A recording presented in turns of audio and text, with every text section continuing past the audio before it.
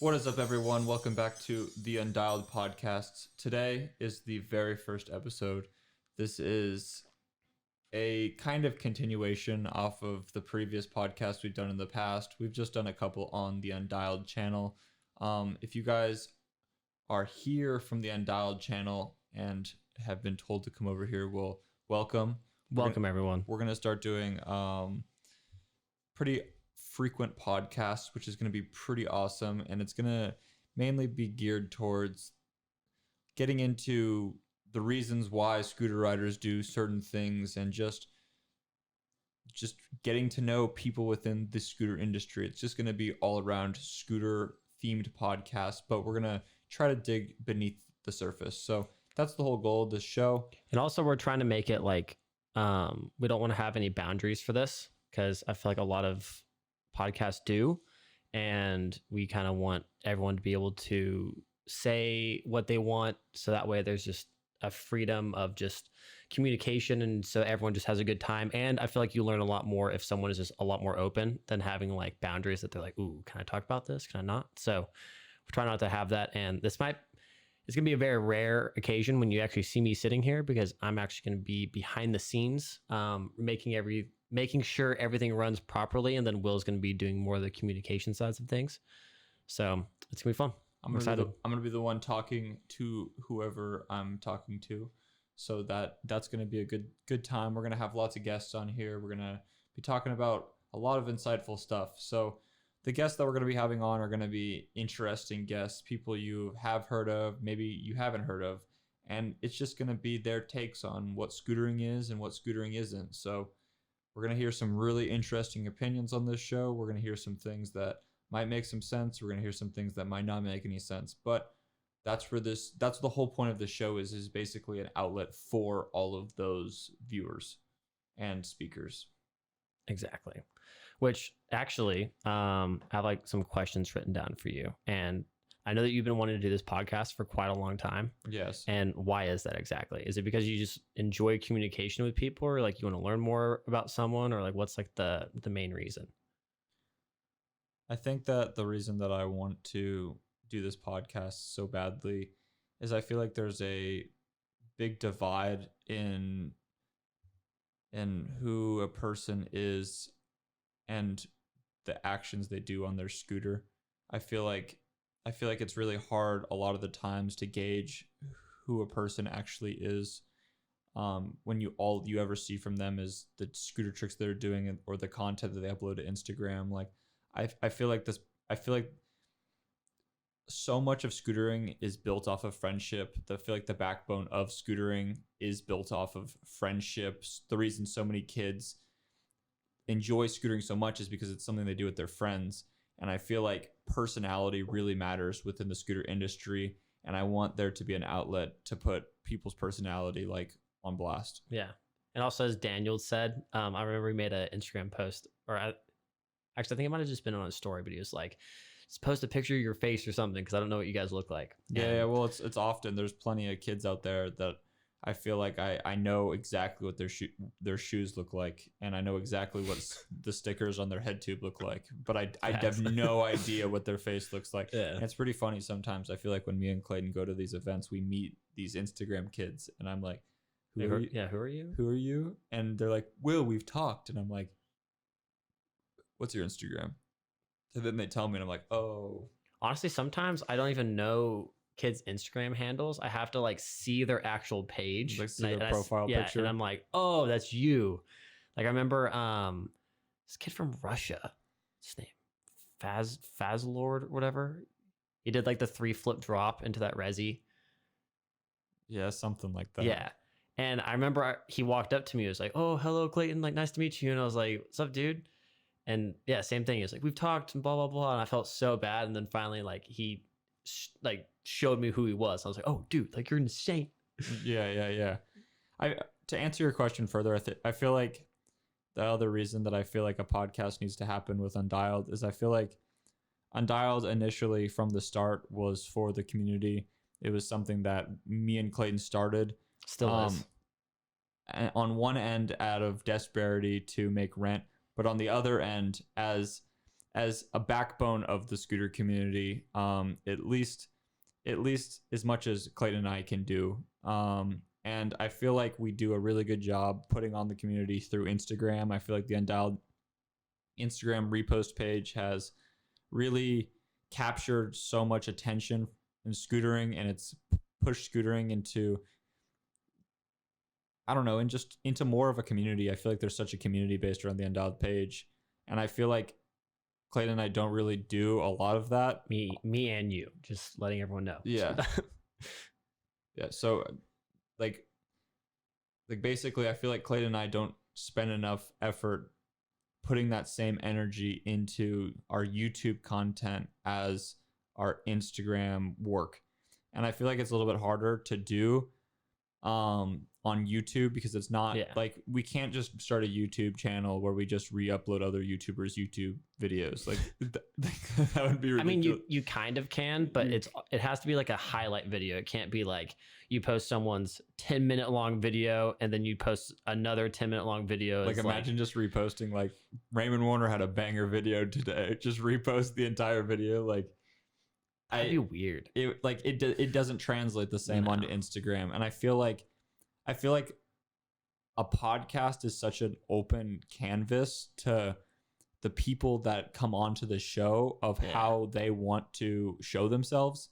And I feel like it's such a good place for riders to give off their energy and show the community who they really are. And I feel like there's been scooter podcasts in the past that have tried to work, including ourselves. And I feel like that the only one that is really going to, I feel like, do any traction besides is the Northern Limited podcast from Daniel. He's going to do a really good job, but I feel like that's potentially a whole different market than the Undialed podcast. So I feel like we're not going to be stepping on each other's toes, as well as like Daniel brings a whole different energy to the table. People are gonna react differently to his questions. He's gonna ask different questions. Like it's just gonna be a whole different vibe. And the other cool thing about it too is like the collaboration between us and Daniel as exactly. well. That's the other thing is like if we're doing podcast and Daniel's doing podcast, it gives him more motivation to do his, and it gives us more motivation to do ours. And I feel like that's just something that's going to be really cool. But besides from me and Daniel, like there's literally like no other scooter podcasts. Like unless I'm being completely ignorant. Like if I'm being completely ignorant, I'm sorry. There's like the Hag House one, but I think no, that one went like for a couple times. That worked for like 2 episodes, and I feel like a common thing that happens with scooter podcasts, they blow, like they start like and they post a lot, and then all of a sudden they just like get over it and stop doing it. Well, it's more than that. I feel like they just post a lot of bullshit. And the reason I say that is because like there's not like in-depth questions, and I feel like people don't actually like really get onto conversations that could be potentially like using their critical thinking. And I feel like a lot of the questions that they get asked is just like, yo dog, so like when'd you get sponsored? And it's just like these really easy questions that are like too easy to answer. But I feel like when I was a kid, like I would always try to watch like, I almost like Day in the Lives a lot because I feel like it really showed like the person's personality. And I catch myself a lot these days watching podcasts because I genuinely like the energy that a conversation, especially between 2 people, gives off. And I like being a presence of that conversation. And I feel like there's so many kids out there that want the opportunity to speak to pro scooter riders and be around pro scooter riders, and I feel like this is just a good opportunity for that to transpire. Yeah, exactly. And also I feel like when a big issue with people and how they do their podcasts is they don't necessarily do it just like a conversation, they do it like an interview, right? Exactly. Like they have the same questions. It's kind of like when we did the Scooter Farm like interviews an hour in the barnyards. We just had the same questions for every single person, and I guess at the time like podcasts weren't really a thing, so like Yeah, it wasn't what they had a different definition. I feel like then. I feel like the podcast what we're thinking of, where you ask questions almost like interview, is yes, definitely done within scootering. I feel like you can go and find an interview for just about any scooter rider. Yeah. But it's not like a real conversation where they tell funny stories, where they talk about who they really want to be. And I feel like Undialed is such a great thing because it's on one end, like Clayton is like a park rider and I'm more of a street rider. So it's like we don't have like anyone that couldn't come on, you know, we don't have any. Yeah, like, and it works out. Exactly. It's we have all angles of everything. And I just feel like it's going to be like good for the community. And that's like the main reason that I want to do it so bad. Exactly. And I feel like that's why Undialed has become successful. And we talk about this all the time, but because you kind of bring all the street kids into Undialed, I bring all the park kids into Undialed, and it just makes like this perfect entity, kind of like bringing the entire community together, because there is this big divide. Mm-hmm. And I feel like that has helped kind of everyone work together and not be so like, I don't know, like not scrutinize the other person that's riding completely differently. Everyone's kind of becoming more accepting, like we should, because I mean, like, no hate towards skateboards, but I feel like skateboarding, it's the same way. Like, if you do a backflip on a skateboard, you're deemed as being whack. You know what I mean? But on a scooter, you should be able to do whatever you want, and everyone should work together since we are such a small community. I feel like we're a growing community, and I feel like it's really up to the older riders in the scene to either pursue the park and street drama or just not pursue it. And I feel like honestly in like the pro and you scene, mean pursue it in what way? I'll get into it. So I mean I feel like in like the older park scene, and even in the older street scene, just the older scooter scene, like if you go to like a scooter event or everything, like the park and the street guys are hanging out with each other. There's no sort of beef amongst like the older riders. No. But I feel like through the content that older riders post and the way that they are chosen to be seen usually shows that they either ride park or they either ride street. Right. When that transpires down to the kids, they genuinely think that park and street is like a label or an identifier. And maybe it kind of is. Like I said it, like Clayton has the park kids, I have the street. Like maybe it kind of is, but I feel like that whole connotation of like you have to choose at the very beginning what scooter rider you're going to be and you can only stay in that lane is like horrible. Yeah. And it has been kind of pushed into kids' heads because of that. And they think like, oh, like once I start doing kicklesses, I have to forever do kicklesses. Why do you think that started?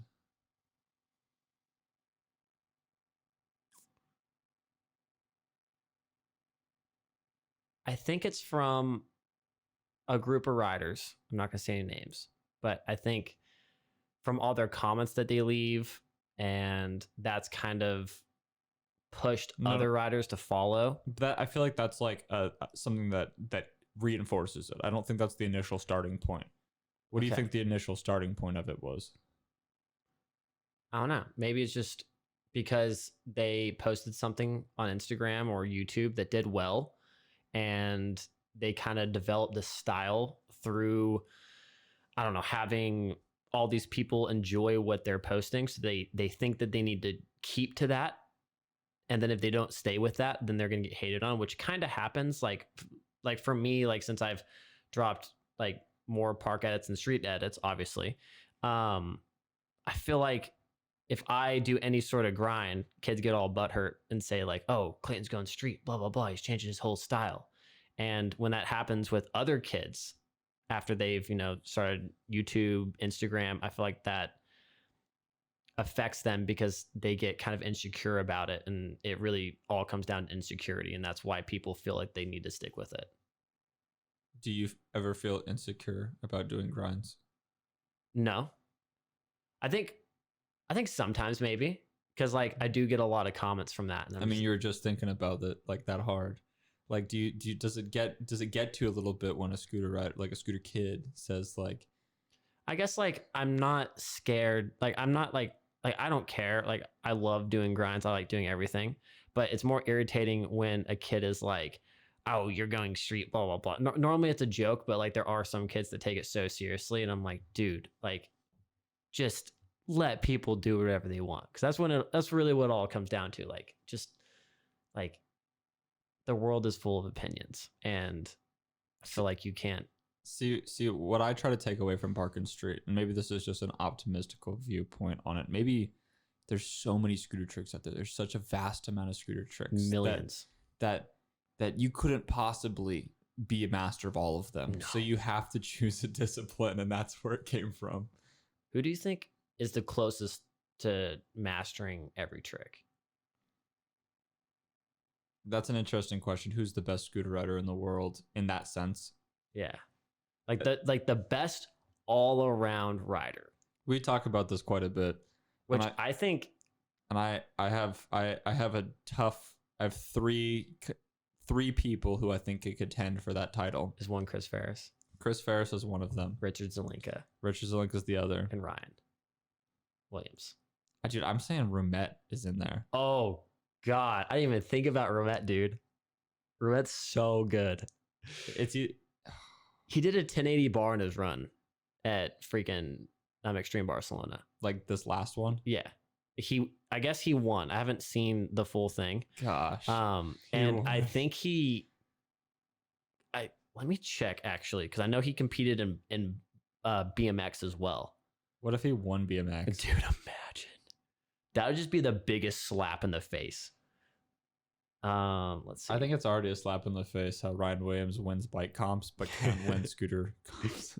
Facts. Yeah, the only thing he posted was, or some guy tagged him and said, just won scooter park finals but ready for BMX park finals.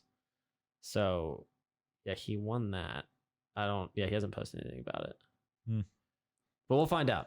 I think Richard, I love Richard, but I think what it is I think it's Chris, Rumette, and Ryan. But it's like it's a close one between Richard and Chris. Like, cause I think Richard's a little bit better at street than Chris is, but I think I think Chris is a little bit better at like.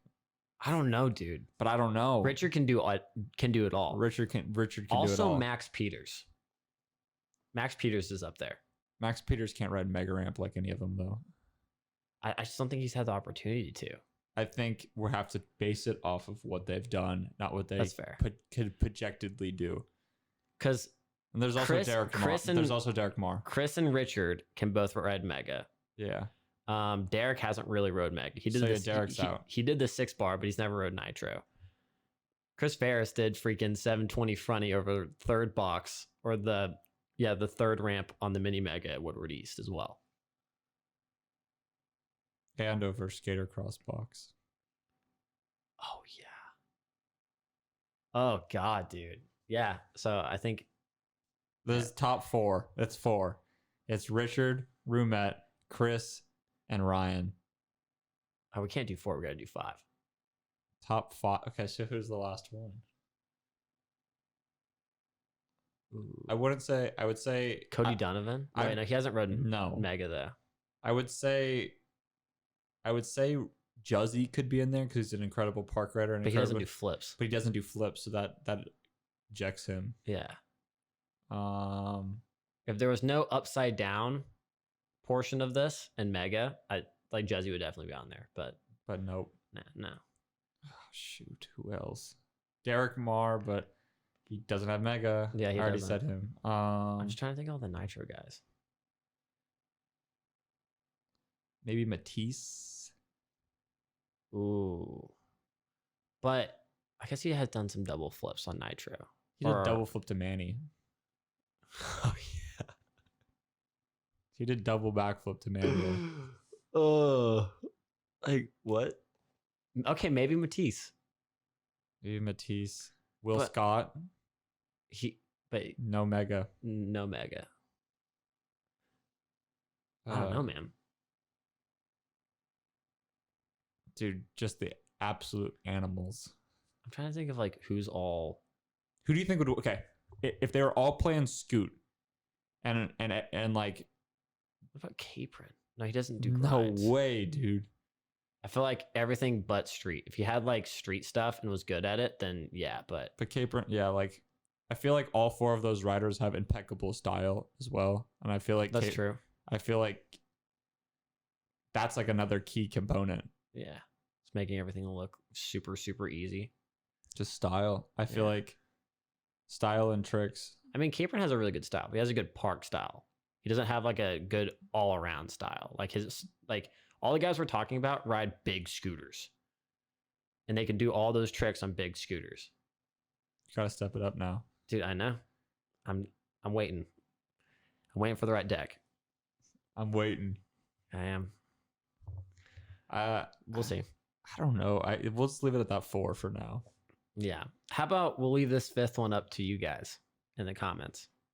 Who do you? Maybe we're just missing. Who we might be completely missing somebody. Who would that be? Dude, this is gonna bug me. Oh well, that's fine. But that actually brings me to Dylan Morrison. done. Dylan. I don't know why I've never even thought about Dylan. Like, I want to say like Dylan's got mega. He's got street. He's dropped a street park, and he can do like every park trick. Yeah. Dylan. I feel like there's like Figured it I out. feel like I love Dylan, my good friend, but like I feel like there's like a component that he's kind of missing out on. Like what? he's- Flatland? He's good at manuals, so it's not manuals. He can do crazy coping grinds. He can do grinds. He can spin in a grind, spin out, trick in, trick out. He can double flip, 5 flare. He can go higher than anyone else on a quarter on a 5 flare. Yeah. Okay. Well, we'll give it to Dylan. Those are the top 5. If there's anyone else though, please. Anyone else? That's something that's lacking in scootering, dude. It's just all around riders.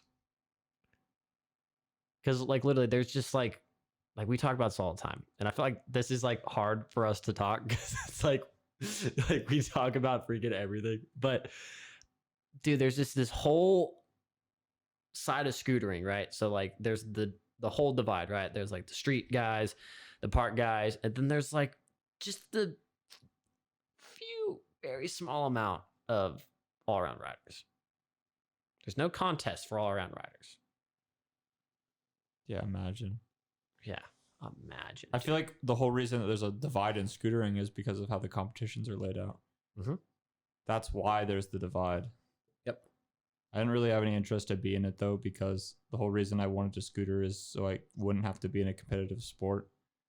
I also like didn't have any skate parks near my house where I could like really, I feel like train park tricks to like what I needed to get them to. So like I felt like I would never really have a chance at scooter comps. Plus I was like, I wasn't working on competition tricks. I was working on grinds. I was working on 50/50s. I was working on just my own stuff. And also there wasn't like competitions near me. Like there wasn't any sort of scooter competitions. All of them were in Southern California, and there's never any up in the Bay. No. And there wasn't any street jams. There was no sort of contest. My first contest ever was Feast. Oh yeah. Was Feast Spine Comp. Which is in front of like 30,000 Feast people. Spine Finals. That was really funny that was my first scooter comp. Was the biggest one. Wait, so they don't have any qualifiers? Like they didn't have a qualifier for you? Or did everyone else qualify but you took someone else's spot that qualified? Richard got sick. Oh yeah. And he had already qualified, is that what it was? I guess so. And you were like, all right, tag me in, coach. Well, it wasn't even Put me that. in. It was just Lewis, my team manager at the time, Lewis Crampton.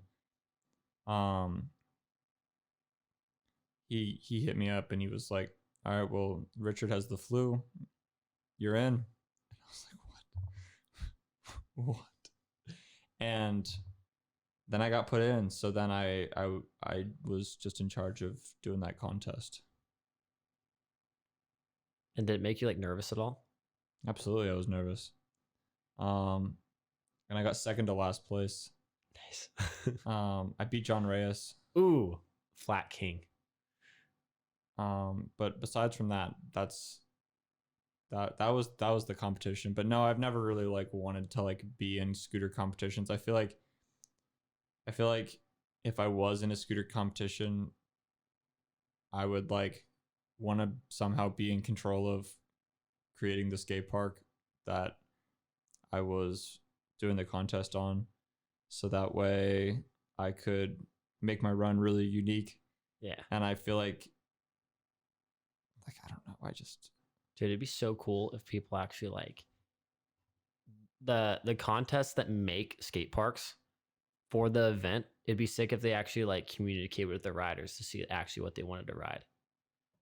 Yeah, but that doesn't happen. No. And I feel like it'd be hard to do that because everyone would say different things, but you would probably get a good insight of what you would want to build and what everyone else would want. So that way there'd be like the best contest. But I feel like people that organize contests don't care enough to actually go that deep into it. Yeah. It's like the same thing when people design skate parks, like for Ronca, for example. They didn't talk to any other rider. It was just one person coming up with everything.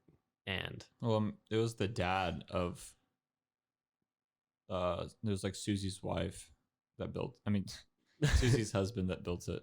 Yeah, but the person that designed it was their son, and they didn't talk to anyone else. Yeah, that skate park was trash. Going back to contests though, I've competed in Scoot Fest, which was actually this like live Nitro Circus filmed contest, which was really cool. And I got 13th place in the street finals. Oh yeah. Yeah.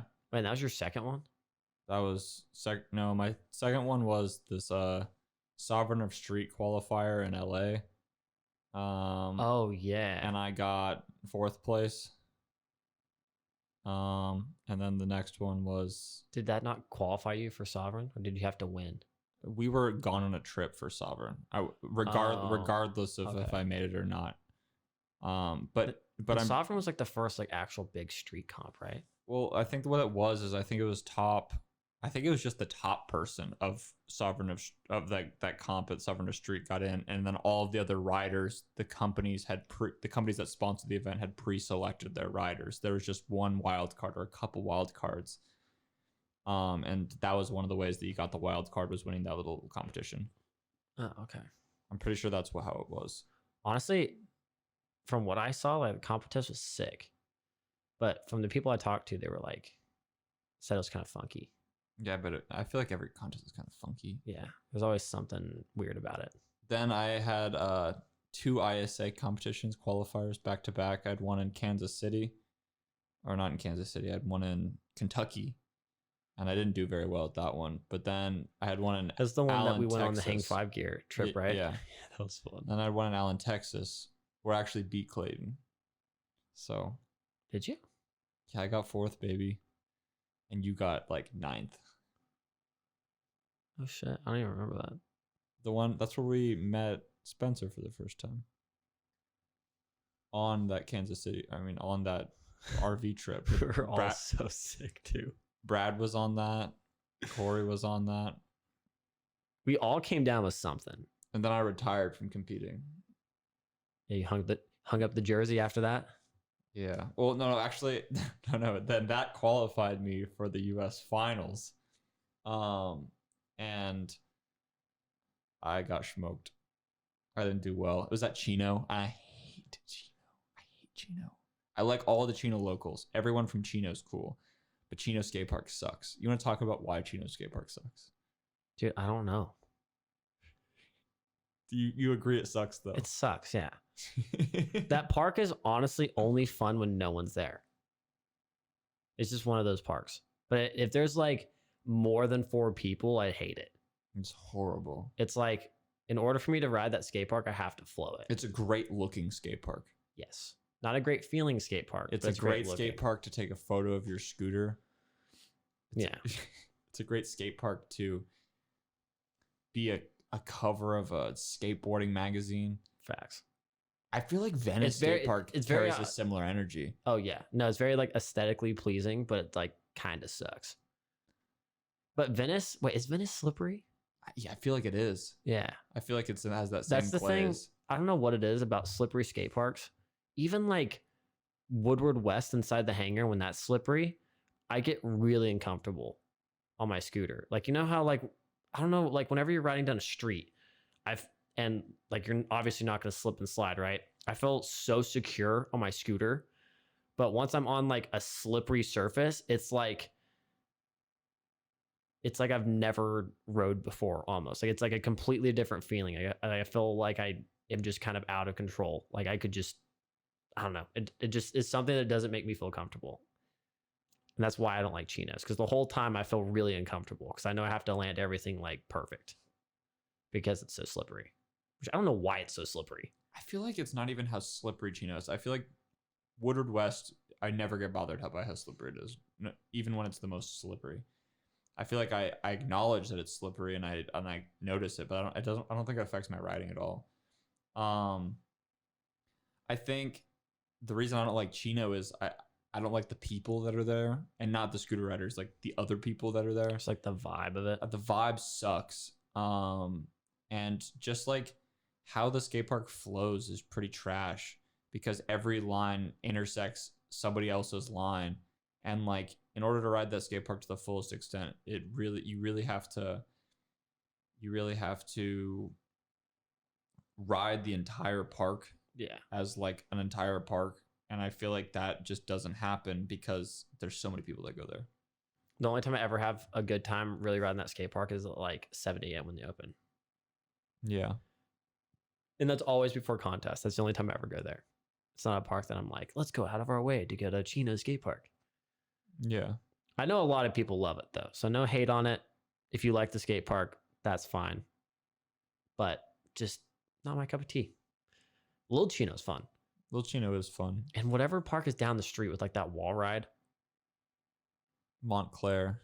What it is? Montclair skate park. That park's sick. I went there with Branson. That skate park is really fun. Oh, I was there with Branson and Tommy Dang. I think I was there with you guys. I think you might have been. It was like right. It was like the day after. We went to that park and then we went to we stayed in Venice Beach the next day. Oh, yeah. That was fun, actually. And we still didn't go to the skate park. Yeah. I've been to Venice skate park one time. And it was when I first started riding. It's like one of my first times in California. I have like not much of a desire to ride that skate park. No, even when I went there and I like sucked, it still wasn't like that great. I feel like the whole skate park is covered in sand. Yeah. I feel like the features there are very unique, but not unique, but not like innovative. Like I feel like all the quarter pipes there have coping that just does like this. Like all the quarter pipes are like mimicked to look like waves to be aesthetically pleasing, but I feel like that doesn't create like good features. No. I feel like the street section's good for skateboarders. And then if you ride vert, it's really good, like in a little snake run, but that's really it. Isn't there like a nice pool there too? I think so, but I don't know. I don't like pools. That's the one area skateboarders got scooter riders is tight transition. But like Cooper Clark slays. He does, but it's still like. And also Lewis Williams. They're all really good on pool coping. But that's pool coping. I mean like tight transition. Oh, yeah. Like shallow parts of pools. No, yeah. That doesn't work. Yeah, I don't care who you are. Like we couldn't ride our pool outside. Like not a chance, dude. But a skateboarder might be able to. Yeah. Maybe. But like they definitely have a better chance. Yeah. Actually, I kind of want to see someone that's able to like really, I guess it's just like walling in a way. But on a skateboard, you go so much higher. It's not that. It's how you can like how your feet can be with relationship to the board, with your relationship to you being on a 90-degree wall. It's basically like at all times your bars are going to be at this direction of the ground at all times. Yeah. And it's like when you hike your scooter up onto that 90-degree wall, your bars are going to be like pointing into the ground. And you have to like accommodate to that. But a skateboarder can literally just be up. Like he can be above. Like if we could bring the bars like if they could flex the bars all the way up, then like you could then get into some positions like skateboarders, but like we just don't have that ability. Which is fine. Yeah. I feel like it's not something that's really that dope in scootering. Yeah. We can tail whip, we can do a lot of fakey switch and ollie. That is true. You want to explain what that is? All right, so the fakey switch and ollie. Only scooter riders can do fakey switch and ollies. And it's because a scooter has a defined front and back to itself. Like like the vehicle that you ride on. And I mean, I guess you could do fakie switch nollie on a bike, but it would just be your pedal position.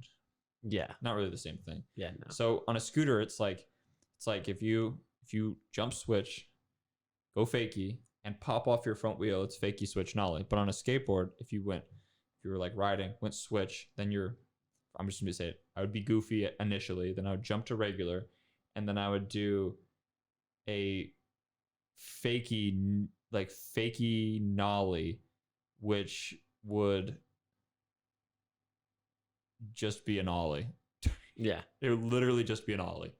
Like it you can only go so far with it, but on a scooter, because what a nollie is, because a nollie is always defined to hopping off of the wheel, which your bars are connected to, then it has a defined point. But on a skateboard, it doesn't have a defined point. So unless every time you ollied on your tail, it was like a tollie, and every time you ollied on your nose, it was a nollie, and like, but if you ollied but on your nose, it would still be a nollie. Like it doesn't work with skateboarding. It doesn't work. Shout to scooters. We are superior. Do you think that, like, just going back to like competing, right? If there was a street contest, like the Sovereign Street, for example, if that was a thing whenever you first started riding, do you think that would have pushed you to compete more, or would you still kind of been like, eh? I feel like that's a tough question to ask. I feel like,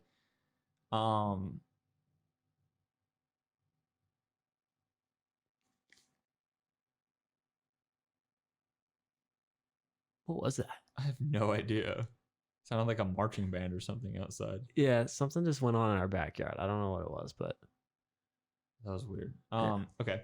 But I feel like that's an interesting question because, like, I feel like the era of when I grew up in scootering, and I feel like that's such a dumb thing to say because scootering is not that even that old. But when I was growing up in scootering, I mean, it was a completely different era. It's before Instagram, or I guess it's like Yeah. right when Instagram was first starting and no But one that was really was- on it. that No one was was on a- YouTube. that was a completely different thing than it is Yeah. now.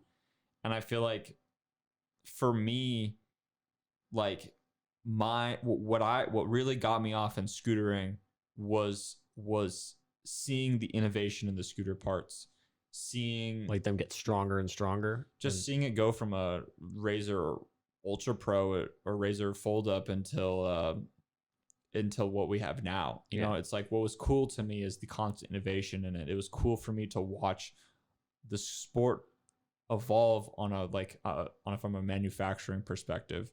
And I feel like that's one of the key reasons why I got into scootering is I saw the possibilities of what you could do with a scooter in such a young industry.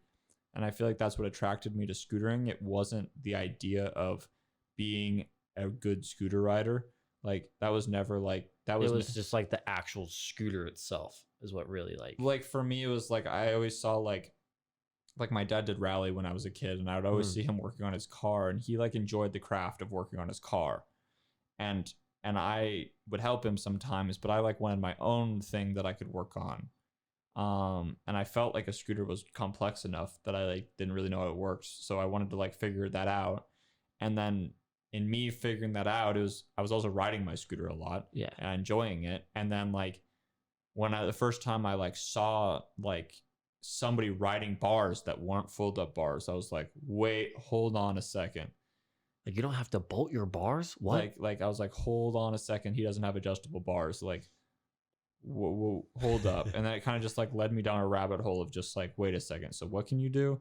And then it got real interesting for me when I finally came to the realization, I was like, damn, like when they made the Ultra Pro, they just guessed a whole bunch of numbers. Like the reason that wheels are 100 millimeters, or the reason that the wheels are 24 by 98 is that is a pre-made size of rollerblade wheel that they could already just order instead of creating a whole new mold for these whole new wheels. So it was a cheaper alternative for them just to do that. And once I saw that there wasn't a lot of thought actually put into scooters, I feel like there really still isn't. Like there are brands that do have a lot of thought. I feel like there's a lot of thought put into professional scooters these days, but I think initially they were trying to create a product that was designed to be sold. It was could literally fold. It could literally fold.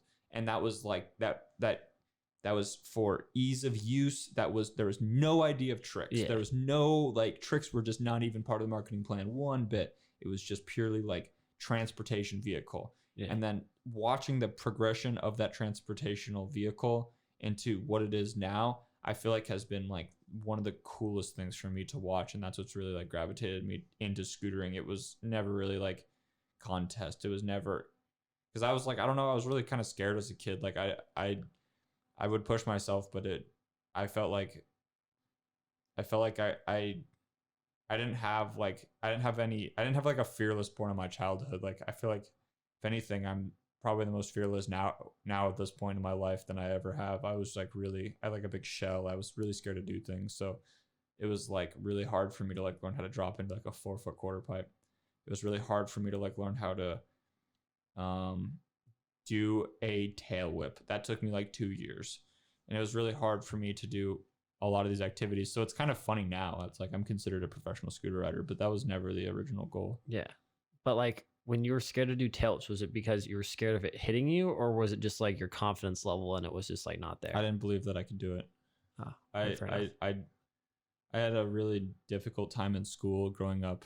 I had just just a lot of challenges as like a child growing up in public education system. I had a very unique experience. And I feel like a lot of the things that I experienced through that system was just a lot of reinforcement about what you can't do, what you shouldn't do. I was also very religious, and I felt like I associated the feeling of adrenaline with the feeling of evil.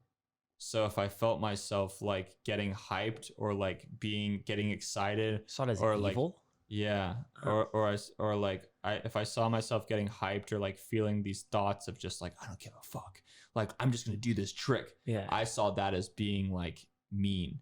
I saw that as being like evil because like I just didn't understand it. Because in like when I was going to church and stuff, like it had been reinforced to me that you always have to think about your actions.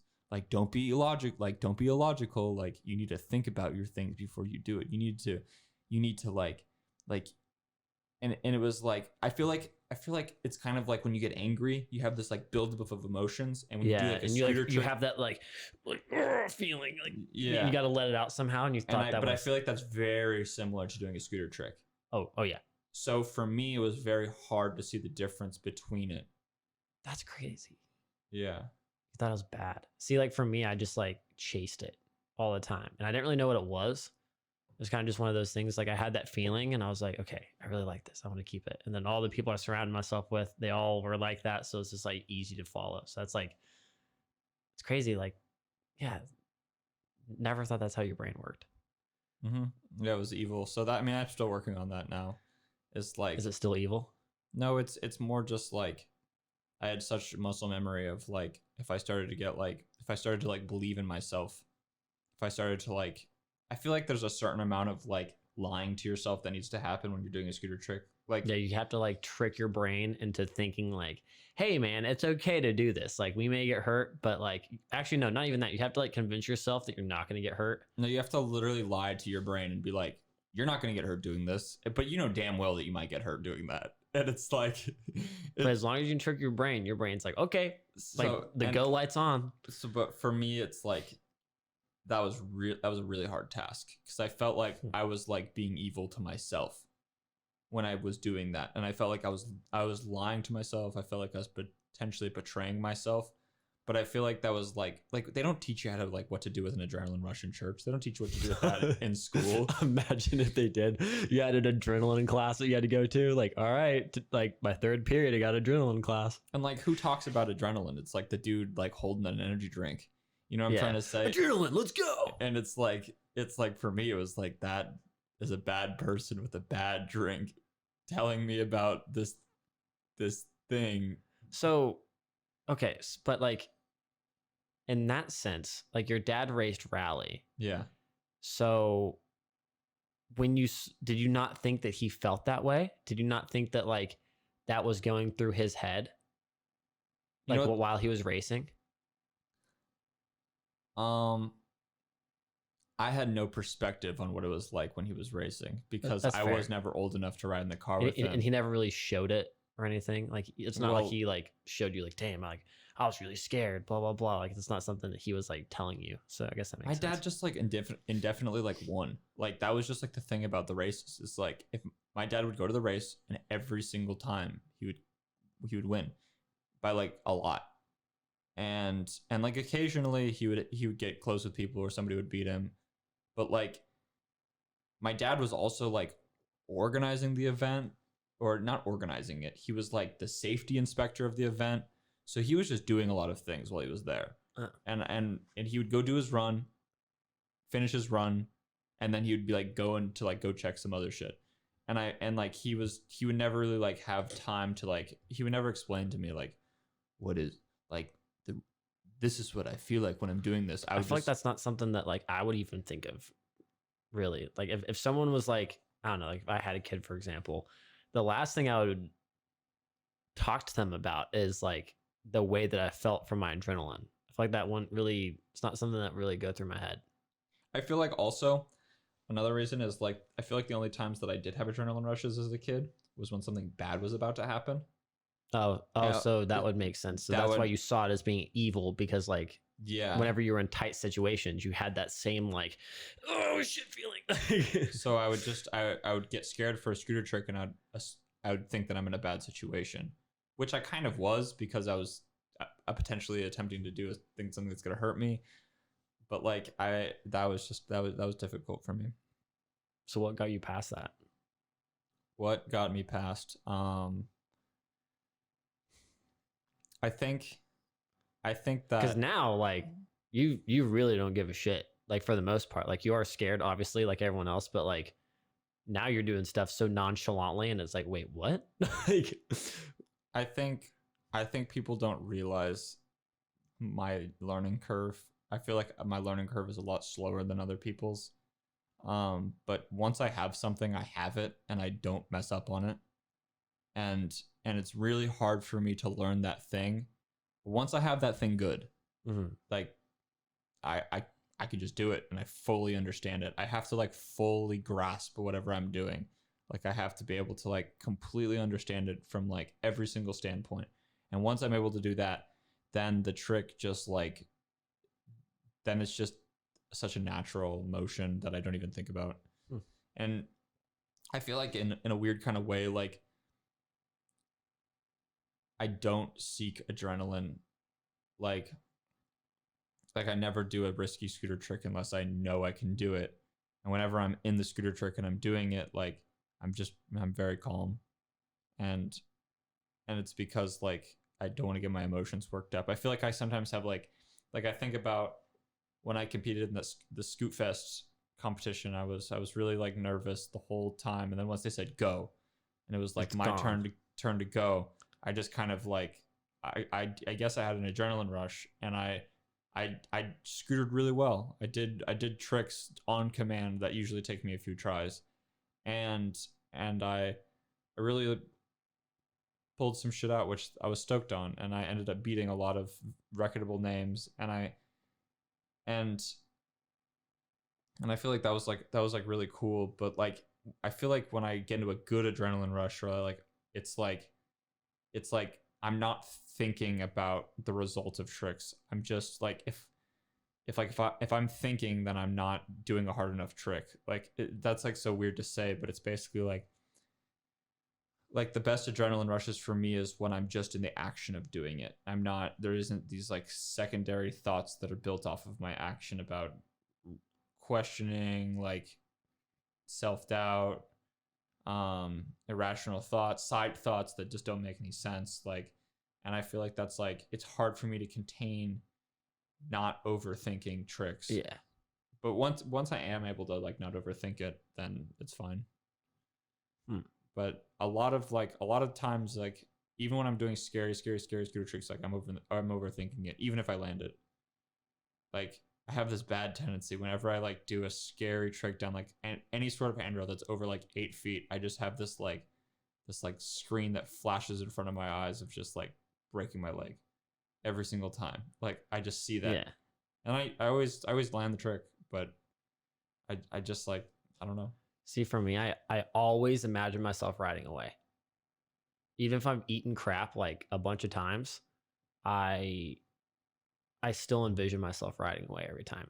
But my problem is that like for you, you like to be more calm, and then if your adrenaline gets too high, like it kind of makes you like it's like too much almost.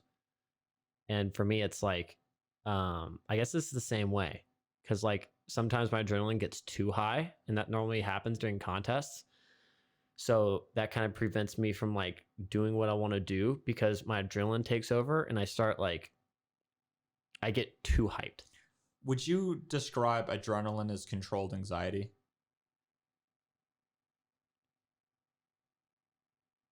Yeah. Because I feel like adrenaline is a horrible word for adrenaline. Like adrenaline is this like feel good, like creamy, like good Yeah. sounding word, but I feel like it's like adrenaline's kind of a spiky word. Like it's like, Well, it is anxiety at the end of the day. Like it really is. and I feel like if Or is anxiety adrenaline? I mean we're playing on with English words right now. You know what I'm trying to say? Like That's right.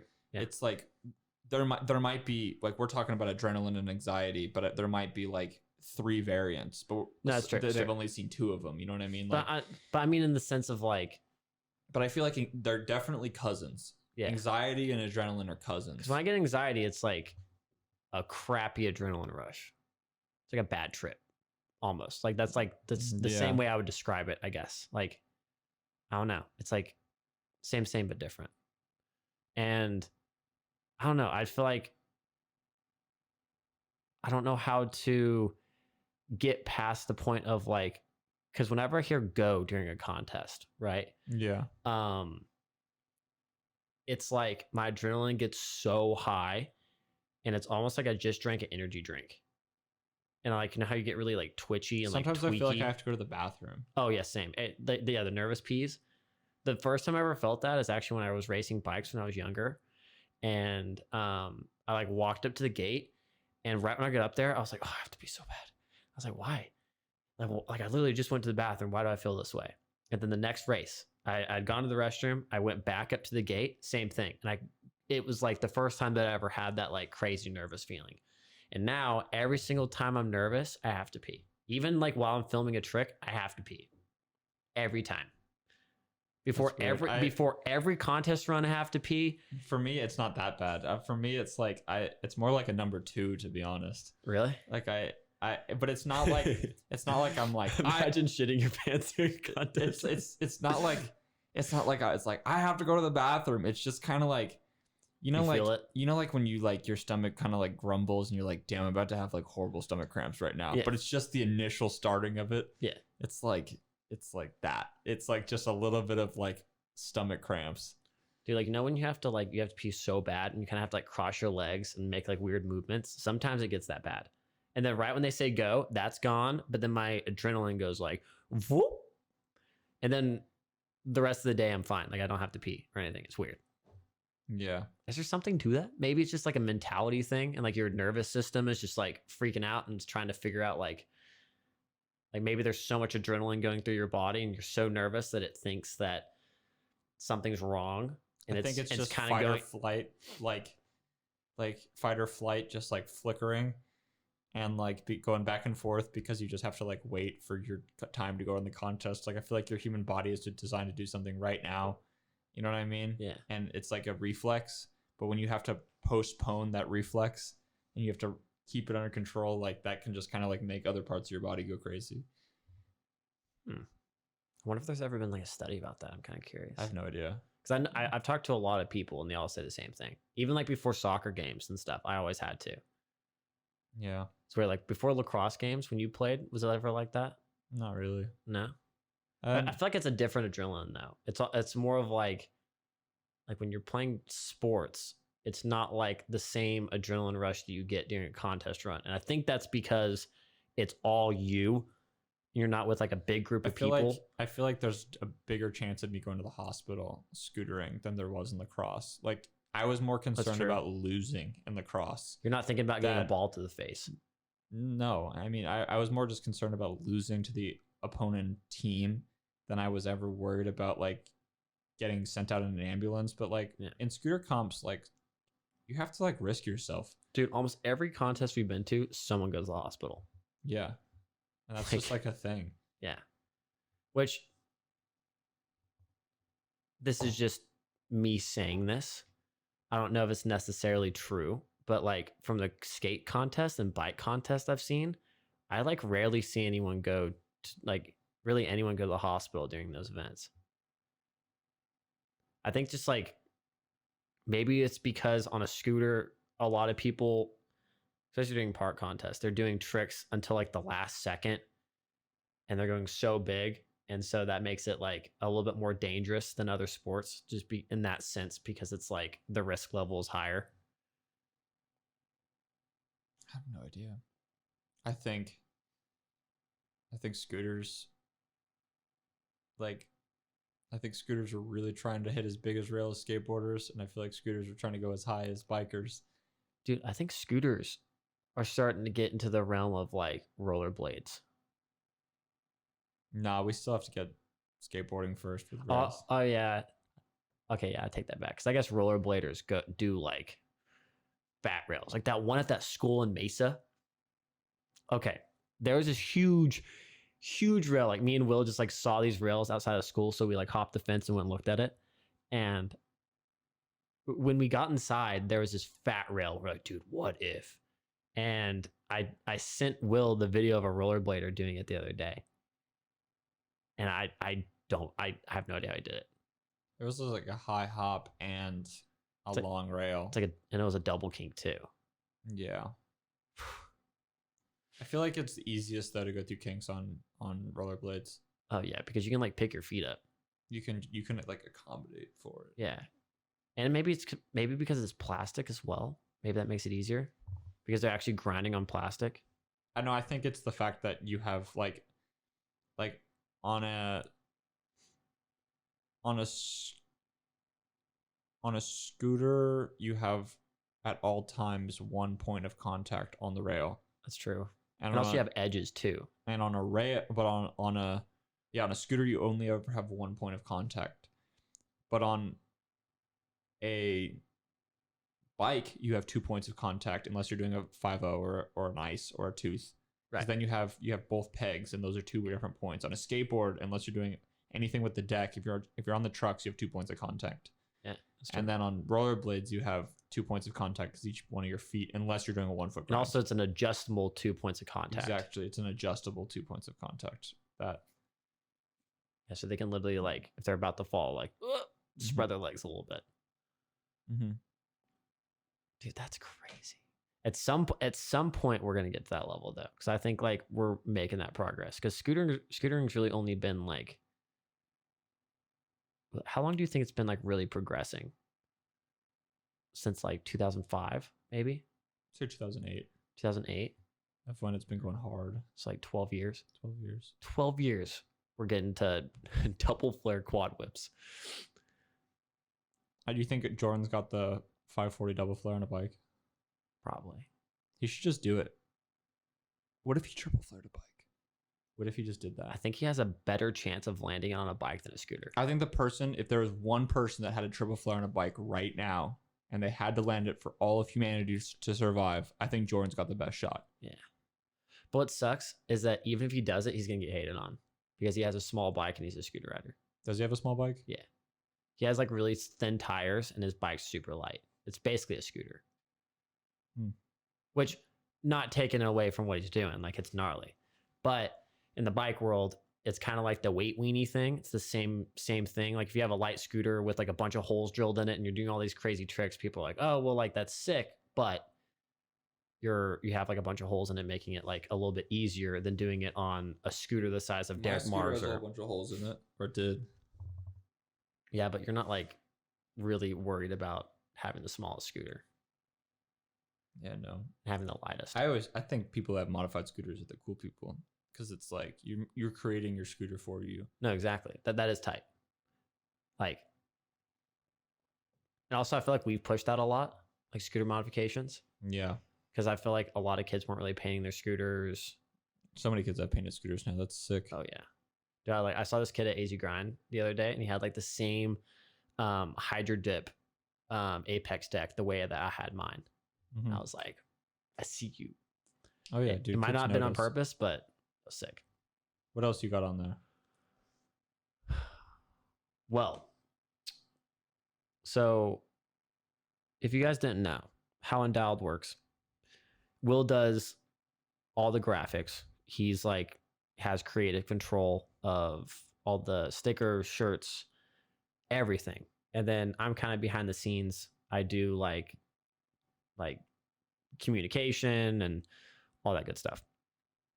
So I wanted to ask you, because I feel like the way that you think is very different than other people. And I think like that'd be cool for people to hear. So like when you're creating graphics, like how does it start? And like what gets you to that point of like having the final graphic?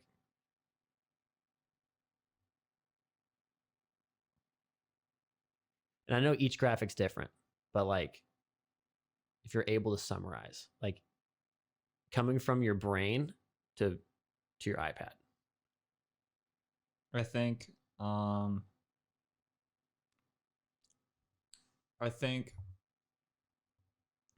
the easiest way I can describe it is basically like I'll see either like a piece of Play-Doh being formed and morphed into a shape, or I'll see just a window that will reveal whatever I'm trying to see through the window. It's whatever one. Are these theoretical? Like, no, this is what I'm visually seeing in my brain. Yeah. That's what I'm saying. Like, I'm not saying like there's no actual. Yeah. No, this is theoretical. And then I basically follow the path. Like I my mind literally moves forward, and I'm going throughout like a tunnel, and then I basically feel like a unique feeling, a unique emotion. I feel this unique emotion that I usually have never felt before. It's like a variant of an emotion that I have felt before, but it's usually like a new emotion that's just like usually like it's a good emotion, you know. I'm trying to create like good clothing, like, or at least like happy, or like I hope so. like nice clothing. So it, like when I get that feeling of just like, all right, this is it. So then I basically either like see how it is going to be designed, or I see kind of like a shadow of what it's going to be. And then I have the shadow of what it's going to be in my brain, and I have the energy of how I know it's going to make me feel. And I basically create I do my best effort to create the shadow onto my paper or whatever I'm drawing. And the shadow is kind of just like a blurred out version of what you want to be the finalized thing. Yeah, it's just kind of like an estimate, like a calculated estimate of what I project it's going to look like. And then I draw that to my best ability, and then I once I draw that, once I get all my information down, I start modifying that thing, and I start whittling that thing down until the logo that it is. Yeah, there you go. That's how I usually come to designs. And I think that's sick. Because it's all just 100% from my brain, usually with very little outside influence. Because also a lot of people think, because every time we come up with like graphics or from your Instagram and stuff like that, a lot of people think that you're doing like psychedelics to have this and that you're on it all the time, but you're like you're not. This is how you think, and I feel like that needed to be touched on. Because I'm just like that. Like I'm just yeah. I'm just always thinking about. You think differently than anyone I ever met. Yeah, I have a very like photographic mind, and it's just how I think. You see things in like symbols, right? Patterns. See, like I can't even like contemplate it. Yeah, everything is just patterns, just different arrangements of patterns. And then when you really think about just everything is just patterns. You know, human behavior, everything is just patterns. And I feel like I'm just able to relate patterns. I'm able to catch on to things like quickly. It's like I see how people react to situations, and I relate that to different patterns I've seen previously or I've observed somewhere else, and then I see everything as just patterns. Everything is pattern, and literally like the designs that I make are also patterns, and those patterns are representations of how I see human activity happen.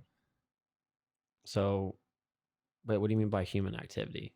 So like in my day-to-day life, you know, I see the way people react. I see the way people do things. I see the way that And that correlates with shapes? yes, How? because they are shapes in my mind of how people react. If someone's angry, then it creates a sharp shape. If someone's soft, it's like a not a sharp shape. But that's like such a basic way of describing it. It's an energy along with the shadow. Okay. It's really hard for me to like put this into English. You know, Elon Musk is talking about a Neuralink that where you can transmit huge sums of information to another person's brain. If I was able to do that, y'all would understand what I'm talking about so well, but I just sound like I'm on drugs or something right now, but I'm not. But I wonder if you would. Like, I wonder if, like, because, like, when he says that you're able to transfer data from other people's brains to yours, or then your brain to theirs. What would that be? That'd be a select pattern of neurons reacting in a certain way that gets transmitted to another person's brain. But what I'm getting at is, like, since everyone thinks differently, right? I feel like even if, let's say, you wanted to show me something that you were thinking, I feel like my brain wouldn't be able to contemplate it because it's something that, like, it's not how my brain thinks. Yeah, it's like a different format. Yeah. So it's like trying to send like a TIF file to like my computer. It just doesn't work. I don't know. I have no idea. So I don't know if it's like at some point maybe there'd be like I don't know, because I just don't know how it would even transfer. I don't know. That's No weird. idea. But I feel like in the next like 10, 15 years, it's just going to be like podcasts aren't even going to be a thing anymore. We're just going to be sitting here. This is just going to be a relic. We're just going to be looking at each other. And we're going to have our microphone plugged into our Neuralink. We're just going to sit there for 5 minutes. All right, great conversation. Just like a 10-hour long conversation. That'd be crazy. But shit, we'll find out. Yeah. I mean, yeah. I don't want to get into it. I was about to say something, but I would have gone down a huge rabbit hole. That would have been hard for the audience to follow. It's rabbit hole time. What other question you got? That's all I really had. Okay. Let me ask you a question. Hit me. Well, don't actually hit me, but why do you like contests? Why have you chosen to put yourself in the position of being a comp rider? And then, do you have any goals furthermore within being a contest rider and being a full-time scooter rider? Well, so since I came from a small town and I rode with a lot of bikers and all they ever talked about was contests. We'd have bike contests at our local skate park, and I'd always see X Games and I'd see all that stuff. So in my mind, it was like contests were really the only way to really get your name out there, especially me being from like some random town in Texas. And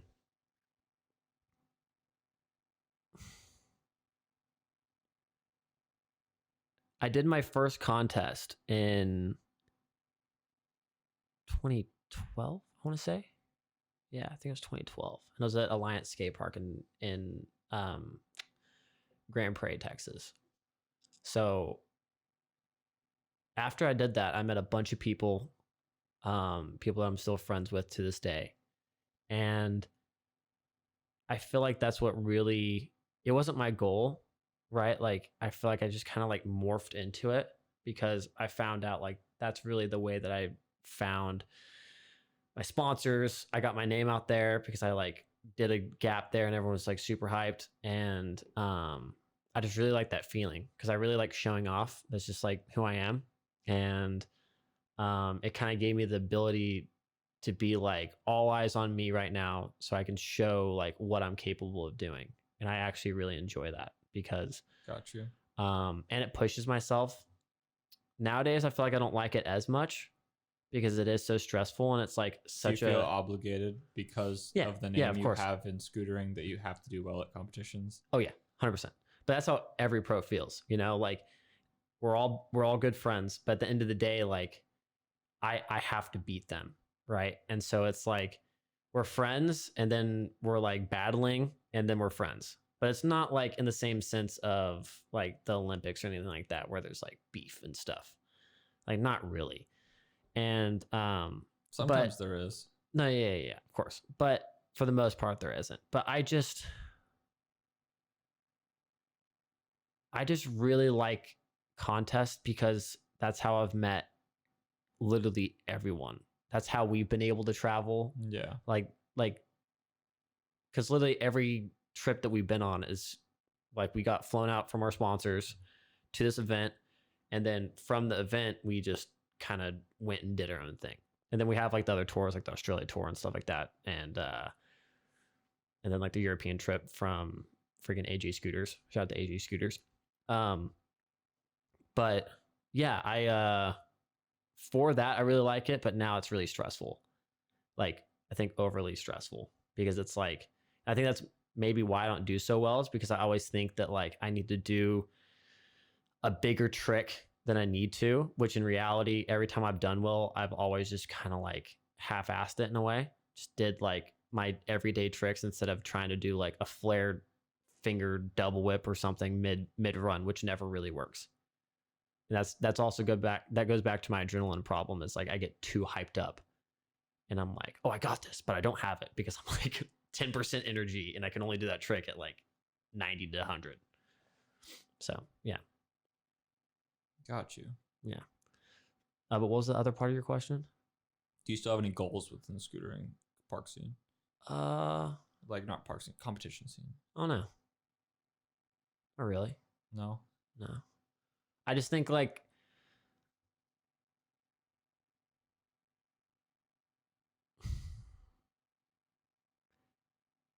I just feel like right now I feel like they're doing the best that they can, but there are issues in the comp scene right now.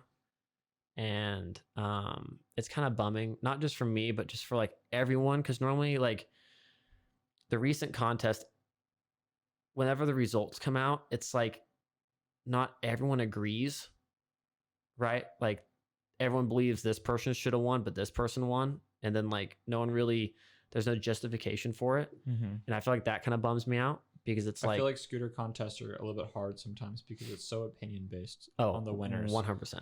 And I feel like there's not like a really good structure for how the actual contest should be.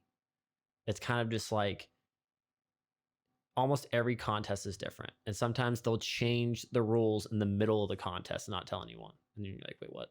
yeah, every contest is different. I feel like the real reason people go to contests is to be just in the presence of a lot of other scooter riders. Yeah, because it is a good energy. Yeah, no, it's a great energy. But I feel like everyone is there for every reason that the comp isn't trying to like achieve. Yeah. Like I think that's one of the funny things about scootering. But I wish there was like an improvement in the scooter competitions. Yeah.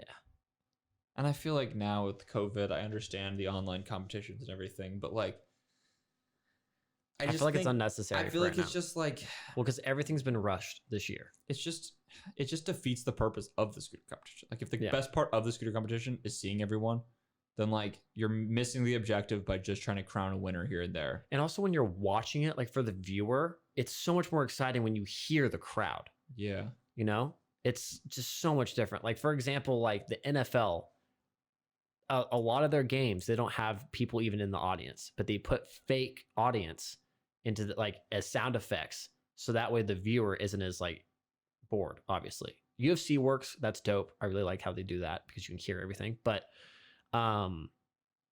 especially for a scooter contest and like action sports in general, like action sports is built off of like the hype, right? Instead of you going out and filming basically a video part for like 60 seconds. That's pretty much what you're doing. There's no hype. There's nothing behind it. it's just kind of like there's also not any good marketing behind it either. No. Like none of these companies like have a plan of how they're gonna like mass blow this to like to everyone. No. And I feel like that's just like an issue. So that's a big issue within the scootering is because they rely on the riders to make it like a big deal, but it's like they also rely on the riders to like they rely on the riders to like do everything. Like let's be honest. They like don't expect, like it's almost like they don't want to do any of the work. Like they feel like that they've already done the work setting up the contest and they don't feel like they need to do any of the marketing, but they do. Like obviously. And I feel like that is affecting the comp scene because it's a bummer because there's like, I would say there's like probably 5 to 10 scooter riders in the scooter community where all of those obligations have just dropped onto them because it's just like, oh, you have a big following, make the scooter competition, make a lot of people show up. Yeah. And it's just this obligation that like scooter riders, if they have large followings, have to like put on these scooter competitions because like if you don't, then you're like not supporting scootering and like I just feel like it's not their obligation, you know? Like maybe the comp scene like made them big, maybe the comp scene got them big numbers, but like if you continue to support that rider, they're gonna shout you out. Yeah, they're going to, and like I feel like it's just this like unspoken disagreement. No, it is. It's this unspoken disagreement that no one wants to confront. Because normally when you talk to another pro, like everyone has a big disagreement about what's happening, but nothing ever changes. It's all unspoken disagreements. Yeah. Because like if you mention to someone like, oh yeah, I don't like that. I'm like, well, why didn't have you said anything? They're like, oh. I'm like, well, the only way it's going to change is if you like speak up and say something. Yeah. But I feel like people are just scared to say things because they don't want to offend the person that's running the contest and then maybe not get invited or something. Maybe that's it. But I feel like a lot of people don't really care. Yeah, I have no idea. But they do care a lot at the same time. I don't know. I just want to see a change, like a good change, because especially after this year, it's just like all the contests have been figured out. I feel like they figured it out like 2-3 weeks ahead of like maybe that. Mm-hmm. And that's just not the way to go about it. I also feel like some of the scooter comps this year have like they're doing them because they feel like they have to do them. Yeah. And they're not doing them because they have a great idea about how they're going to make a scooter competition great. They're just doing it because they're like, we have to do something this year. Like we have to. If we don't, then it's then like the competitor scene will do a competition, and that's exactly what's happening. Is like kids aren't going to stop scootering because there's not a contest like for 1 year. Like no one really cares that much. Like comps are sick, but like I feel like a big problem as well is people aren't really like stoked for a contest as much as they were. I feel like it's all because of the unspoken disagreements. Yeah. Once again. Yeah, because it gives like this bad energy and like an unspoken bad energy. And everyone kind of just like, I don't know, everyone feels it when you're at the contest. You're not like as excited as you should be. Mm-hmm. I don't know. I also feel like younger scooter comp should be done differently. Like the beginner and amateur ones. Oh yeah. I think they should be like Tampa Am, for example. I feel like that's huge. There needs to be like some sort of a junior world title. Didn't that like kids fly out to do? I think World Skate did that last year. Yeah, but it wasn't big. It was kind of like, hey, they're here, cool. Like there's like a crowned best am kid in the world. Do you know what I'm trying to say? It should be like if that kid wins, he goes pro. And then that's how you become pro. That's how you get on the pro roster for the next contest year. Yeah, that's exactly how it is in Tampa Am. And I like how they do that because there's all these amateur skaters coming out and it's like, okay, who's going to go pro this year? Like who's going to win? And it makes this big thing. But right now there's no way to become an actual professional scooter rider. Becomes pro in scootering? It's literally a hearsay. Like it's some old dude who doesn't scooter decides whether you're going to be a pro. No, it's some old dude that makes a post on Instagram, and that's it. And then that person is pro. And you maybe get an email. And never a contract. No. You don't get a SIG deck out of it. There's nothing dope that happens when someone becomes pro. Because there's no such thing. That needs to change within scootering. Yeah. The only way that you become pro in scooters right now is if you check off the pro list during a contest. Do you know what's funny is like I feel like there's a lot of like even pro riders that wouldn't consider me pro, but would consider themselves pro just based off of ability. Just based off opinion. But it's like they work a job and I live off scooters. So my profession is scootering. Right. But they're considered more of a pro than I am. Like I don't. It's just the whole definition of like pro, meaning your profession, or is pro this word that means I'm better than you? I feel like in scootering it means that I'm better than you. I think that's what it's came down to. But it also like I've met kids and like no offense because I also did this when I was younger, like. Kids that just learn bri flips at a skate park, they can just say that they're pro. Right? Like there's nothing that's like, oh, well, have you done this many contests? Have you won this contest to become pro? No. So you can't say you're pro, bro. You know? Like literally anyone could say that. Like a kid that learned a tail yesterday could say he's pro. And what makes him not pro? Like there's nothing. There's no qualification. No. Which I will say, Action Space is doing like that, the like scoring system. Yeah, but it's dope, but there's so many flaws with it. There's so many flaws. And they haven't talked to anyone. I get that they're trying to do something different and trying to make scooters more legit. But like, you can't make scooters more legit if you haven't talked to anyone else and you're kind of just doing your own thing. Do you want to hear something interesting? So remember at Action Space last year, where did they do the AM comp? Did they do an AM comp? Yes. Where did they do it? I don't remember. The street section. Was it? Remember what you had a kid that you competed with? Oh, was that an AM comp though? It was like a pro AM. I'm gonna call it an AM comp. Okay. So let's just suppose that like every year but those kids weren't even AM. They were like there was like two kids that were maybe AM, but like the other kids were like they like couldn't bri flip. But it's like no offense to them, but like it's just like no, but like you can't call an AM comp if what I'm trying to say though is like hypothetically, if there was an AM comp that went down there, and like every year kids that observed and watched this AM comp watched it go down to the skate park. Yeah. They would get really good at that part of Corby because they knew that at some point they're going to compete in that little section. That part right there is the street section. They're going to get really good at riding street. And then when they get bumped up to the pro division, they're going to ride big boy ramps. They have to ride. No, I wouldn't call them big boy ramps. It's just a different discipline. Oh, I guess that's true. But like, because I'm just saying because that handrail, that double kink handrail is a big boy ramp. It is. That's true.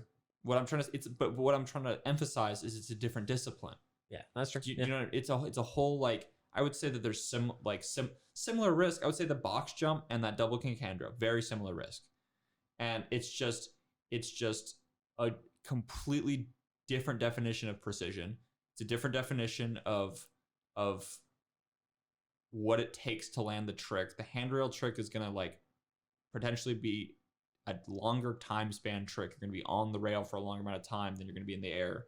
Yeah. But it's like in the air, you have to be more spatially aware in certain ways that you don't have to be on the rail. Like it's right. In every single way, it's a different discipline.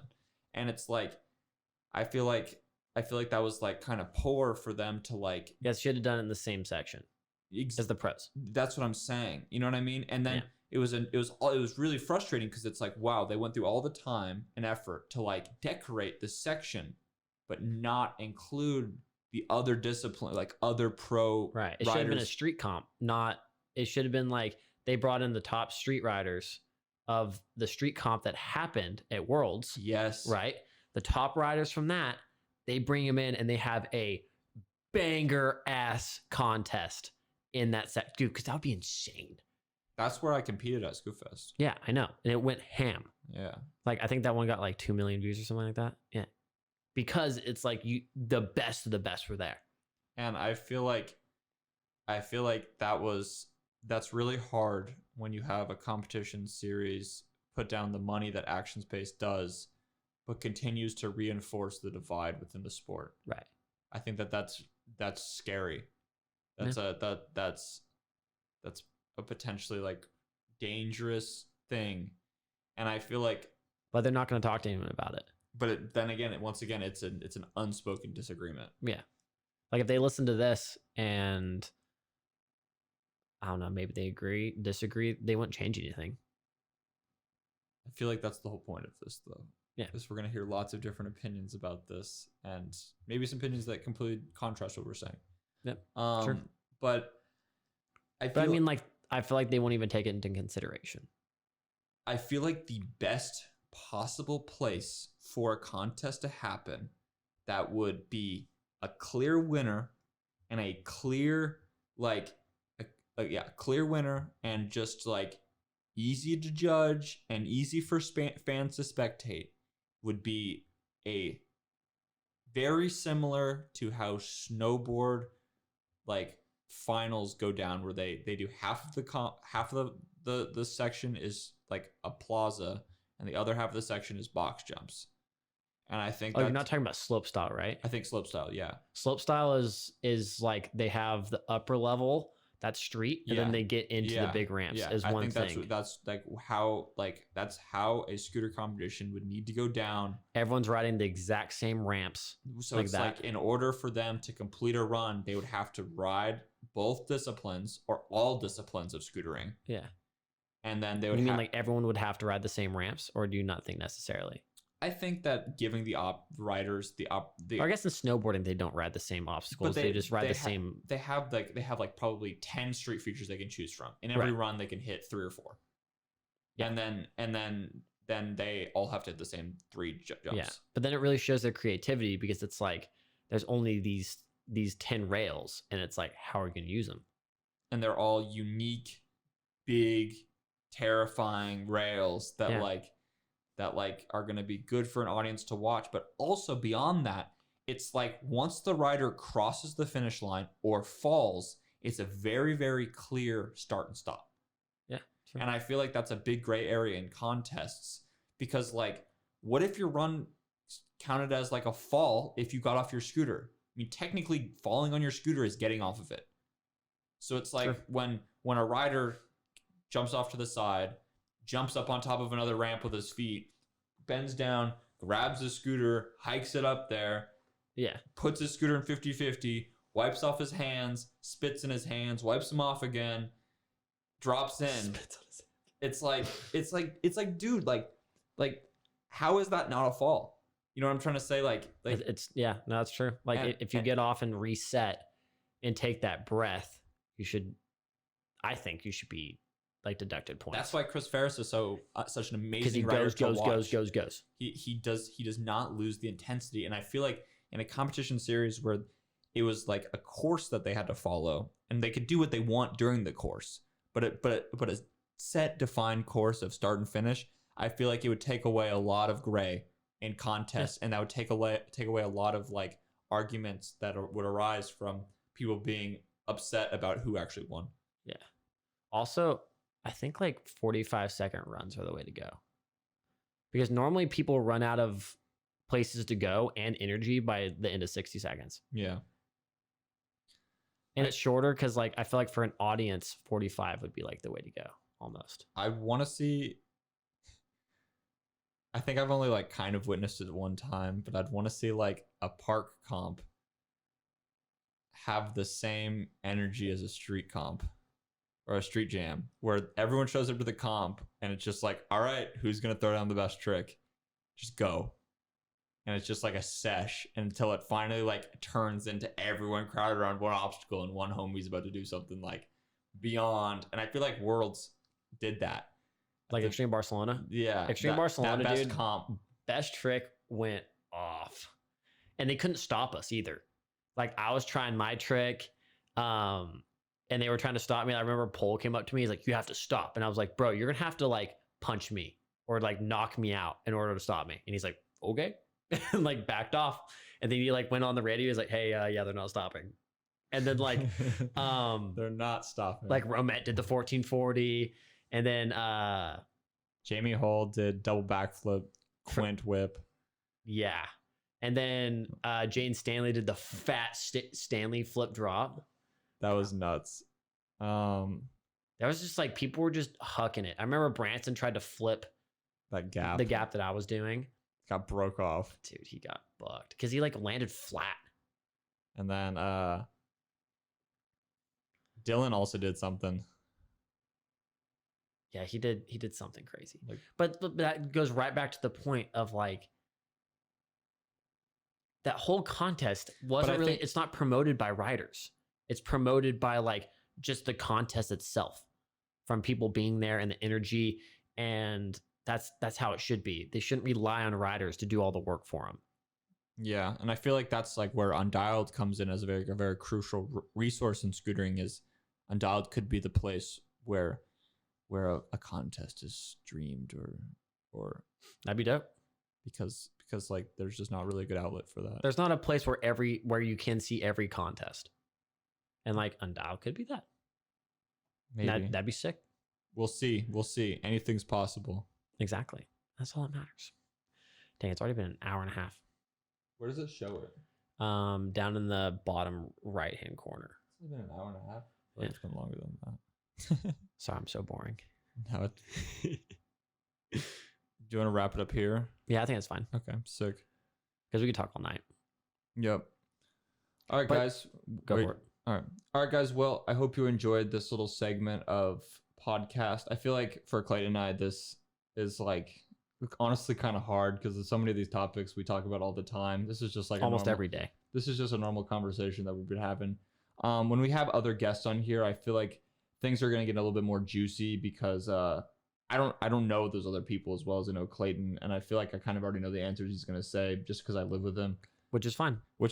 And that's why he's the first episode, and that's why we're going to continue to do this. But yeah, I just feel like it's going to be dope no matter what, and I'm excited to have more people on and progressively just make the studio better, add more things, and progressively you're going to see this whole podcast just become like even more badass. And once again, to reassure, this podcast is for the growth of scootering. This podcast is a place for like-minded scooter individuals to enjoy and find things for their brains to chew on and to think about.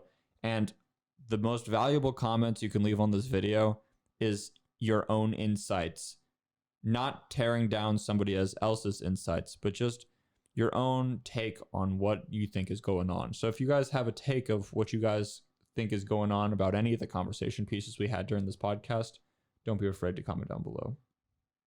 That's why we want to make this whole podcast freedom of expression, opinion, everything. Because the world's full of opinions, and yeah, I mean, there's no right or wrong. So there's no right or wrong. So we're just here to talk, and we're here to take your time and put it towards good thought. Exactly. All right. Well, enjoy the rest of y'all's day. We have a clothing drop on December 5th, and we'll see you in the next video. Peace out. Peace.